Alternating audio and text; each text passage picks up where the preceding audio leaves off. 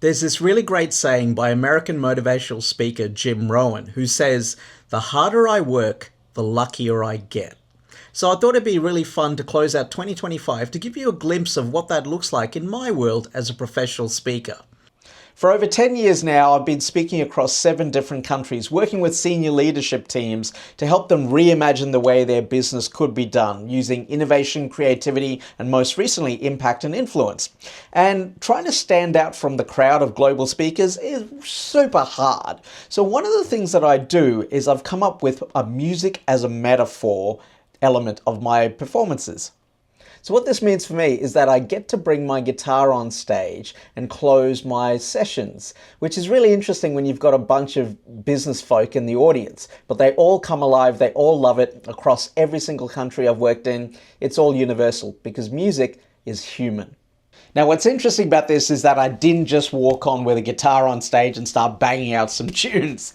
I actually figured out how to make it work for a business audience. And so a couple of years ago, what I did was I started by just releasing a clip of me playing guitar and asking all my fans and followers on all the social media platforms, where could this be useful?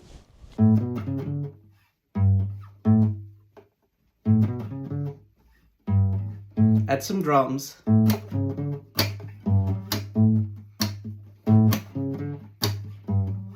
Add the guitar.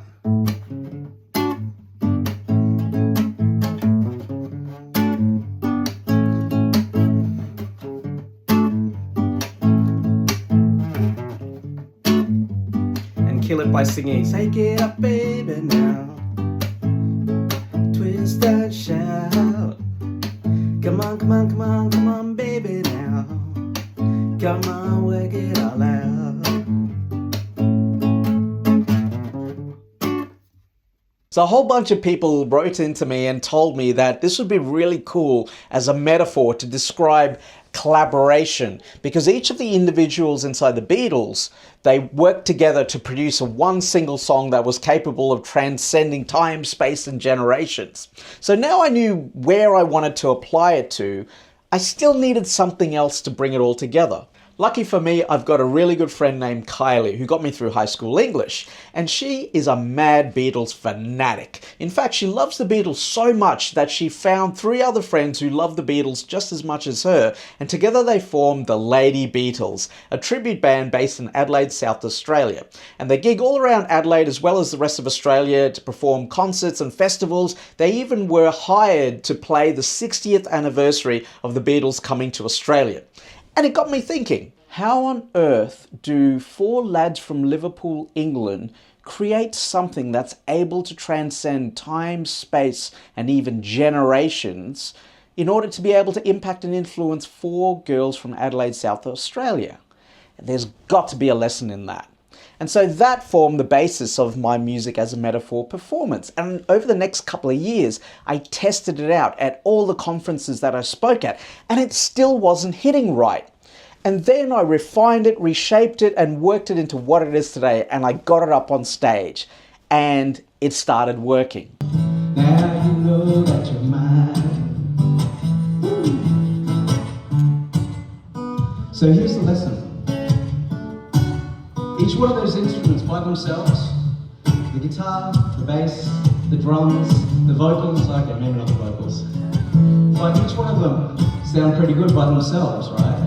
But it's only when they come together to play one very simple song together as one are they able to transcend time and space and generations. So 4 lads from Liverpool, England, can impact and influence 4 girls from Adelaide, South Australia. That, my friends, is influence. And earlier this year, I played the biggest room I've ever played in, an auditorium at the Perth Convention Centre that seats over 1,000 people. And I got to play this song and close my session there. And the vocals. Shake it up, baby, now. Twist and shout. Come on, come on, baby, now. Come on, work it all out. So the lesson I want to leave you with is this. The harder you work, the luckier you're going to get. If you really think about what you're doing and how you're doing it, and really outwork your competitors, you will be able to attract the right opportunities that will get you the results you desire.